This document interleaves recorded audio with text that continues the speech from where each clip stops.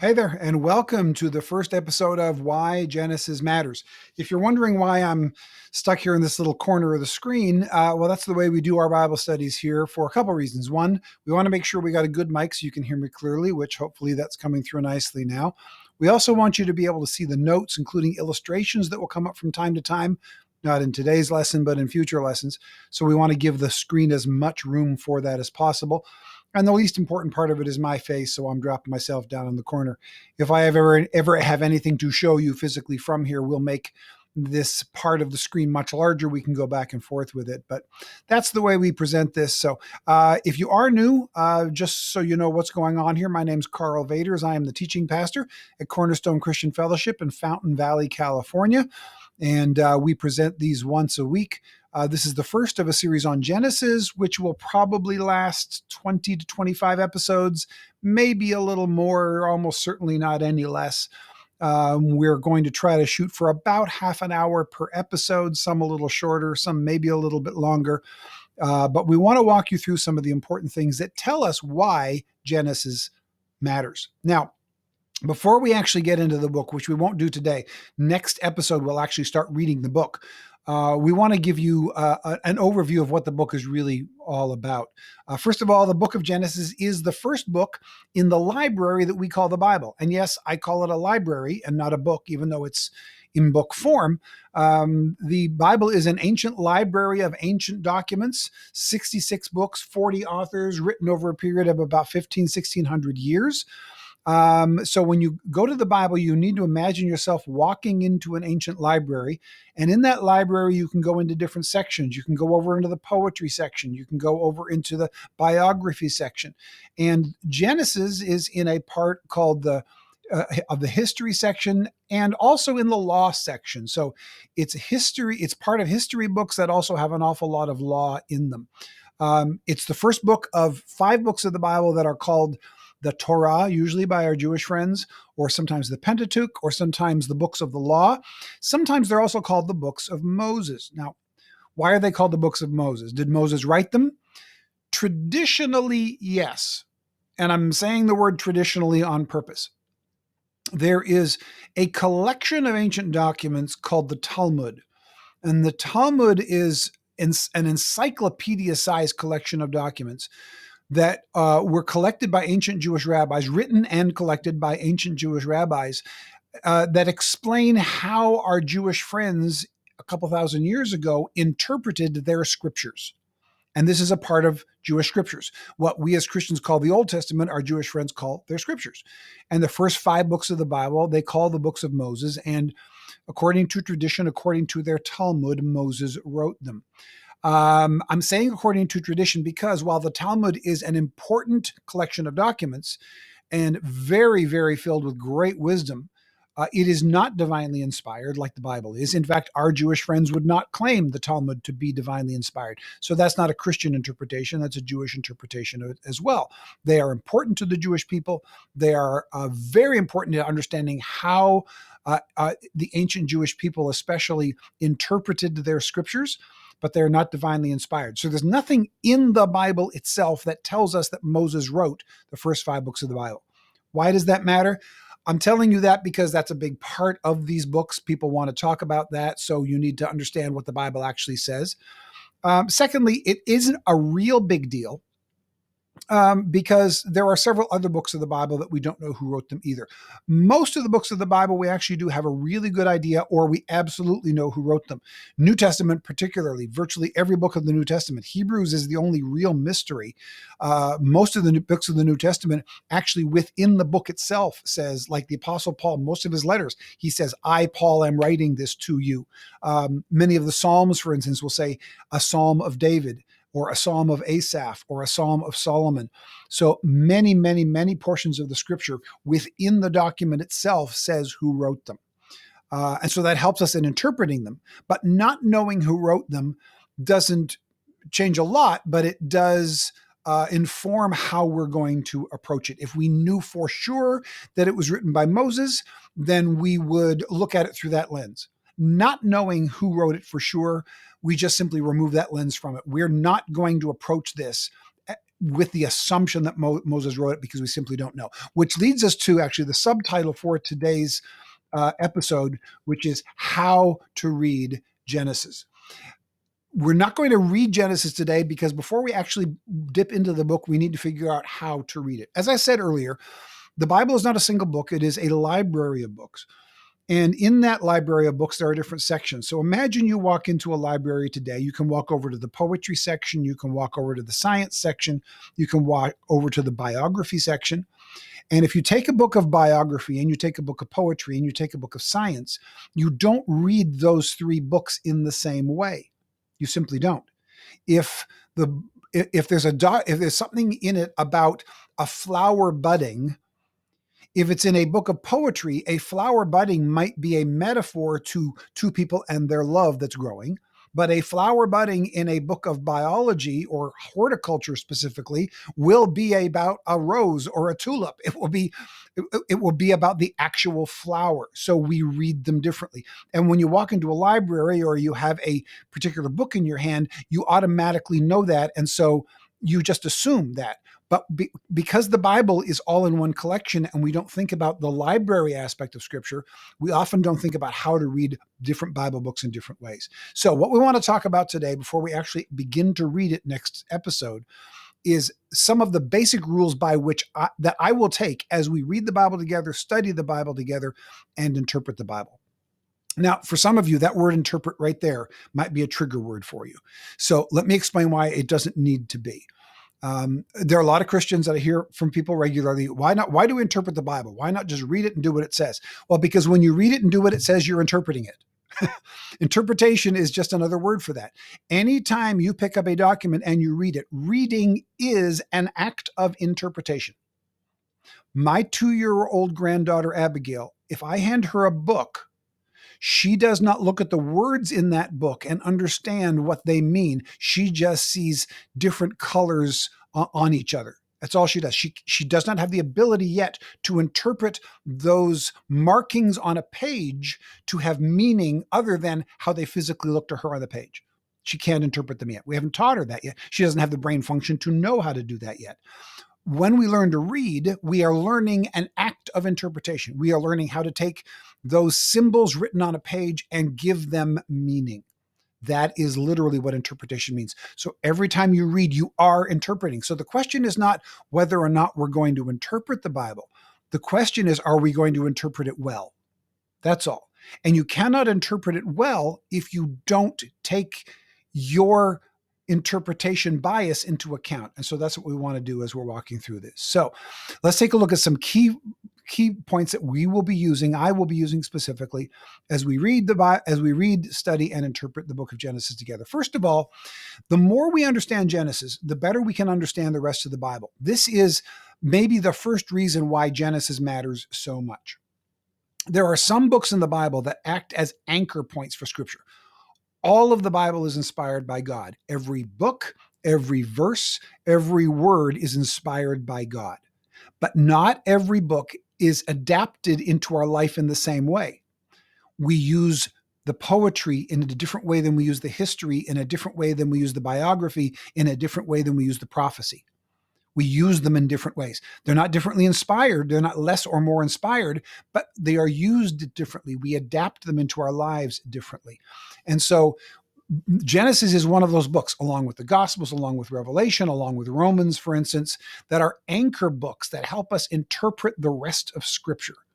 And Genesis may be the most fundamental anchor book of all because it starts everything. So all Scripture is equally inspired, Genesis and Revelation and Malachi. But Genesis is a foundational book that helps us to interpret the rest of Scripture. The more we understand Genesis, the more we understand the rest of the Bible. So we're going to approach it with that in mind. Secondly, we need to know that Genesis is a history and theology book. It is not a science book. Now, again, that's a trigger for some of you, so relax. I'll walk you through this. Both of those disciplines, history and theology on one side, or all three of those disciplines, history, theology, and science, all of them speak truth. And some of those truths are overlapping, but they deal with different issues. And here's how I will put it for you. Good science and good theology are good friends. So I want you to imagine two circles. You've got the theology circle, you've got the science circle, and there is an overlap. But there are areas that theology covers that science does not cover, and there are areas that science covers that theology does not cover. Why? Because it's not intended to. Here's the difference between science and theology as approaches to different aspects of truth. Science answers the how questions, theology answers the why. So if you go to science, and you can, through science, learn all kinds of things. The reason I can talk to you today through this screen is because of science. Theology didn't get me on your laptop or your smartphone. Science did. But I'm talking about theology while I get there. Now, could we argue that theology underlay scientific progress? Absolutely. But the how of getting it to you is scientific. The why we're talking is theology. See the difference? The how, science gets it to us. The why, the content, the purpose of going through all of this is the theology.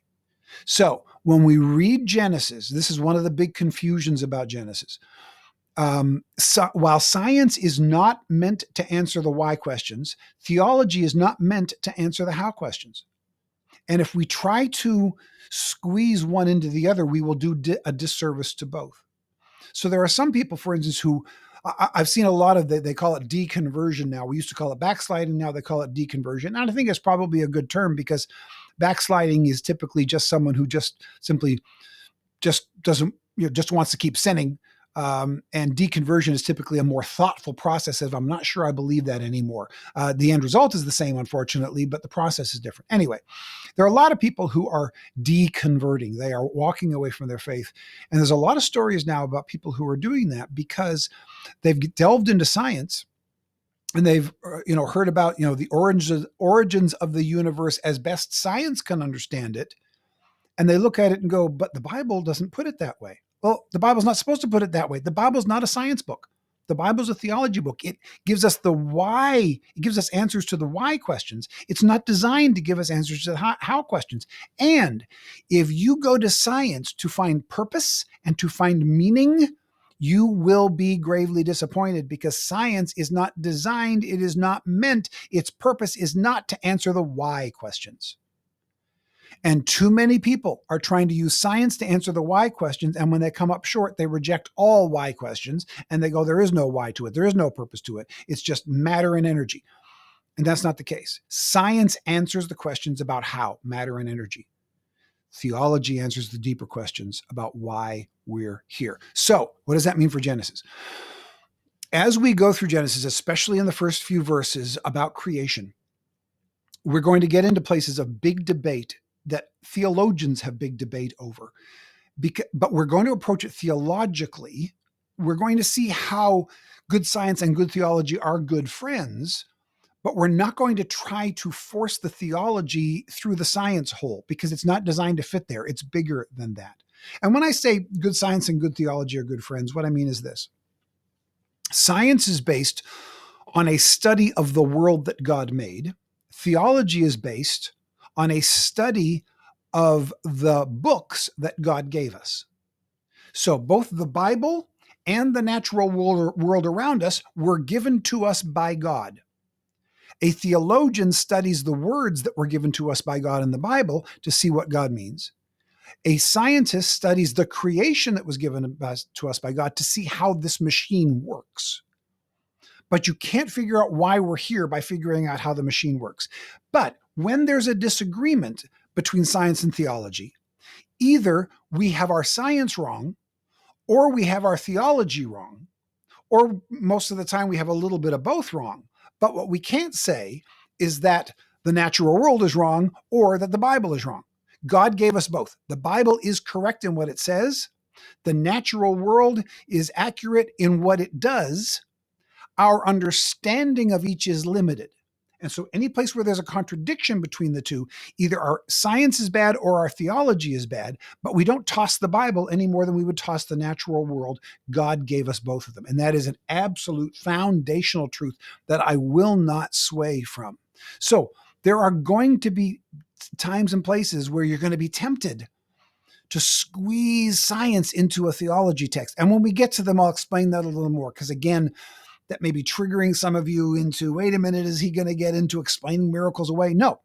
If the miracles happened, and the first 4 words, as we'll get into next week, the first 4 words of the Bible explain that. No problem whatsoever. Theologically, that's pretty clear. If there's a God, then he can perform miracles, and he does, and the Bible records some of them. So I got no problem with miracles. And we'll talk about that a little more as we get there. But bottom line, different fields of study, we need to make sure that we see where they match up and where our understanding of their matching up happens. But we've also got to understand there are some science questions that the Bible doesn't answer. And there are a lot of theological questions that science can't answer because it's not designed to. Each is designed to do a different thing. So if that's the case, does that mean we can't rely on the Bible if the Bible doesn't answer all of our science questions? No. Just because we don't understand parts of the Bible, parts of Genesis scientifically yet, that's a key word, doesn't mean that it's anti-science. So there will be times, for instance, when we get to the story of, Noah, right? Noah and the ark. There's a whole bunch of I don't know in the story of Noah. I don't know what certain things mean. I don't know how it was done. I don't know how God pulled it off. I don't know. And I'm not going to pretend to know. But here's the deal. I'm comfortable with saying I don't know, because saying I don't know is not the same as saying God doesn't know. Pause for a moment with that, because that really matters. I'm comfortable with saying I don't know because I'm not God. And just because I don't know doesn't mean God doesn't know. Just because I'm not able to reconcile the science with the Bible yet doesn't mean that the Bible is at fault or that science is at fault. It simply means that our understanding is limited and we haven't been able to reconcile them yet. But what we'll see in the Bible is over and over and over again how the Bible does match what we know of God's creation through observing it in extraordinary ways, more than any other ancient documents. But no, it's not all going to be reconciled yet, but eventually it all will. Maybe in heaven we'll see it. We may not figure it all out now, and I'm okay with that. So given that good science and good theology are good friends, we can also say this. We are not going to explain miracles away.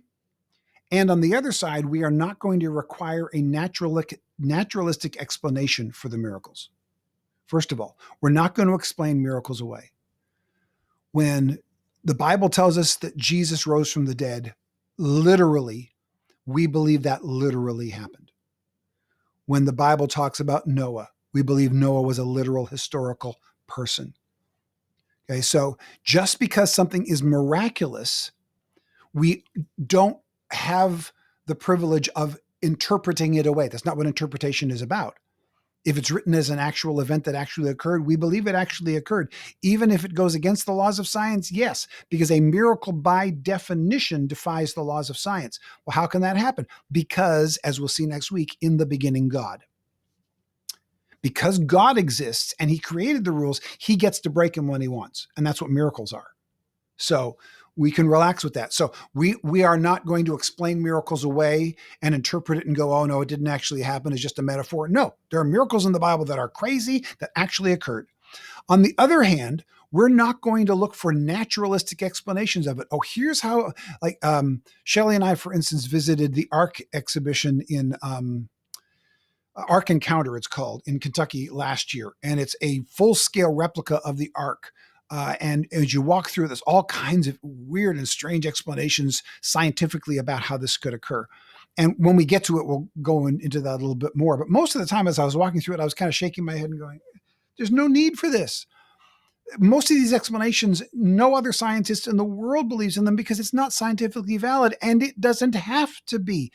God did the miraculous. I don't have to come up with a naturalistic explanation for it. For instance, with Moses and the burning bush, I've heard so many naturalistic explanations about how there's this particular gas in the ground in the Middle East. There doesn't need to be a special gas in the ground in the Middle East. God showed up and did a miracle. That's explained away in the first 4 words, which we'll get to next week. So relax. We're not going to explain miracles away. They actually happen. But we are not going to require a natural explanation for them because miracles by definition defy the natural law. So more on that next week when we get into the first 4 words of the Bible. Now let's take a look at the Bible from a literary standpoint. This is something Christians don't do nearly enough. Genesis tackles the deepest questions of life. First of all, Genesis is one of the oldest human documents in existence. It was written not long after alphanumeric writing started. Yeah, I probably should have put alphanumeric in the notes, but you can figure it out. ALPHA numeric, alphanumeric. And what it means, as you can break down the word, is alpha for alphabet, numeric numbers, right? At around, I think it was 18 to 1900 BC, was when the first alphanumeric symbols started to appear. And they appeared in the part of the world where the Bible was written. The Phoenicians, the ancient Phoenicians, were the first ones to use the alphanumeric writing. And Phoenicians later became Philistines. They were a seagoing people. And they are on the border of what is today modern Israel. So it was right there. That's where it began. So in the place where all of this occurred was where alphanumeric writing began. Now, why does that matter? First of all, alphanumeric writing is what we have today, which means alphabet and numerals, okay? Before that, when people wrote, they wrote by things like runes or hieroglyphs. They used symbols. So ancient writing, like if you go back into old cave drawings, you don't see letters, not even letters that are different from ours. What you see is a picture of a person holding a bow and arrow shooting a picture of an ox. Or you've got pictures of great battles, or you've got pictures of the king and queen, right? But there are no words. There are simply symbols, pictures. But there's only so far that we can go in communicating by using pictures and symbols, because you can't communicate ideas that way. You can't communicate feelings that way. You can't communicate philosophies that way. You can only communicate that through alphanumeric, which what alphanumeric does, alpha particularly the alphabet takes the sounds that are coming out of our mouths and gives it a symbol. So the f sound looks like an F, right? And the s sound looks like an S, right? And the t sound looks like a T. So our alphabet is based on the sounds that come out of our mouth. So we were already expressing our feelings and our philosophies and ideas to each other audibly. And then about 1800 to 1900 BC or so, people started to figure out how to turn those sounds into a way you could put it on, well, today paper and computers, but back then onto wood and stone and cave walls, okay? But they started alphanumeric writing. And when that began, there was an explosion of philosophy and of ideas, because now you had a way of expressing it and passing it along from generation to generation, because you could write it down and somebody else could pick it up and read it. One of the earliest documents written alphanumerically is the book of Genesis. I don't believe that was by chance. I believe it was God saying, okay, I now have things that I need to communicate to you that you can't communicate through rough drawings and symbols. So I'm going to inspire people to create an alphabet and numbers that will allow you to express ideas and philosophies and feelings in ways that you couldn't express them before. And so when we and then what happened was they wrote the book of Genesis, Exodus, Leviticus, and Numbers, the first 5 books of the Bible, and Deuteronomy. And what we have when we're studying Genesis is one of the first documents ever written in alphanumeric language. And for one of the first times in history, humans could express ideas like law and purpose and philosophy and the reasons behind actions, and not just simply the actions themselves. So from a literary standpoint, from a historical standpoint, Genesis is such a foundational and fundamental document. It is largely responsible for our ability to think and communicate complex ideas. It's one of the first documents to do that, and so many other documents flow from it. So at the first ability that humans had to express complex thoughts and ideas and philosophies, God gave us these books through the family of Abraham to write down what he wanted us to know. So as we read through the books of Genesis, here are some of the deep questions we're going to take a look at. Why are we here? Genesis gives us great answers as to why we exist as human beings. What about God? Who is God? How does God relate to us? How does he want to relate to us? It's in Genesis. Why is there sin in the world? Genesis. Why is there disease in the world? Decay, pain. Why are there weeds in my garden? It's in Genesis. It tells us why. And it's the best explanation of it that has ever been offered to human beings.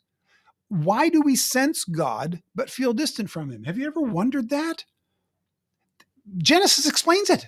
It does. It's one of the few places in all of literature that actually gives us an explanation of that. Why do we long to connect with other people? Let me get my head out of the way there. There we go. Why do we long to connect with other people? And why do we fail to do so? Where does racism come from? Where does sexism come from? Where do our wrong desires as well as good desires come from? Genesis explains all of it in the first 3 chapters. Everything you see on the screen is addressed in the first 3 chapters. A full and complete and final explanation, no, but the beginning of the foundations of understanding it, and by far the best way we have as humans to understand those essential questions of life, first 3 chapters, which means over just the next few weeks, we're going to get into some really, really deep, deep things. Opening the book of Genesis and reading it is like walking into a room filled with the world's smartest people discussing the world's deepest ideas, which means that approaching the book of Genesis requires some humility. If I were to walk into a room filled with the world's smartest people discussing the world's deepest ideas, I would stay quiet for a long time. I would just listen. I would take a humble approach. I'm going to sit and learn. I'm not going to get up. I may have a few questions, but I'm not going to start trying to wax philosophical. I'm going to be quiet and listen. And Genesis demands that we sit back for a little bit and pay attention and have some humility and listen. So that's what we're going to do. Next time, we're going to get into the book itself. We'll actually open it up. We're only going to get through the first 4 words, in the beginning, God, because unpacking that takes a whole lot to do. But that gives you an idea of how we're going to approach some of it. I hope you stick with us. I think we're going to have a great time with this.